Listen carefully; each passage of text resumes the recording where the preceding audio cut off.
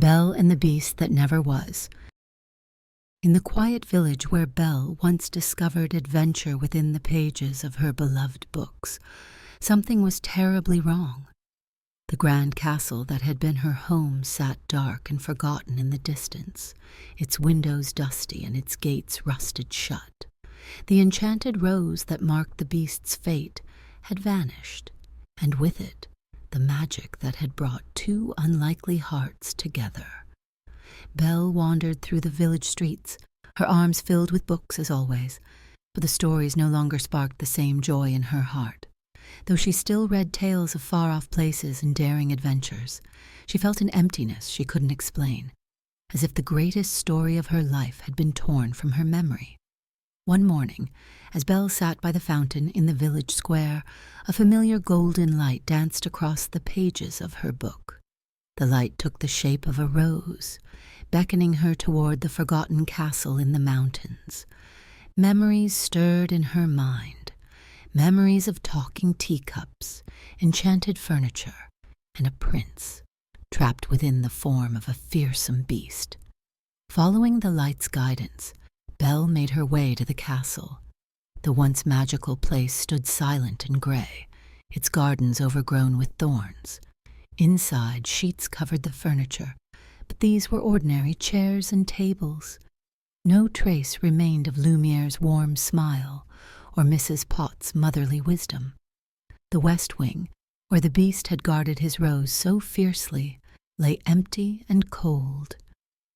As Belle explored the lifeless halls, she discovered a hidden library she had never seen before. Unlike the rest of the castle, this room sparkled with a faint magical glow. The books here told stories of the castle's past, of a young prince who had lost his way, and of a curse that was meant to teach him the true meaning of love. Among the books, Belle found a single rose petal, preserved between the pages of an ancient tome.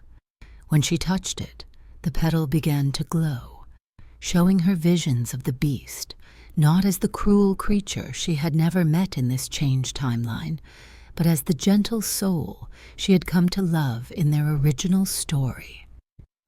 Carrying the glowing petal, Belle climbed to the highest tower of the castle. There, she found an ornate mirror, the last remnant of the castle's magic. When she held the petal up to the mirror's surface, it revealed the beast, wandering alone through the forest, unaware of his true identity or the curse that bound him. Belle realized that without their story, the beast had remained lost, neither prince nor monster, but something in between. The servants had never been transformed, instead simply leaving the castle to its fate. The magic that had brought them all together had unraveled, leaving behind only empty rooms and forgotten memories. Determined to restore their tale, Belle began to read aloud from the books in the hidden library. As her voice filled the castle with stories of love and transformation, the mirror began to glow brighter. The petal in her hand multiplied, forming a new enchanted rose, its petals slowly opening as if awakening from a long sleep. In the forest, the beast felt the pull of Belle's stories. He found himself drawn to the castle, following the sound of her voice.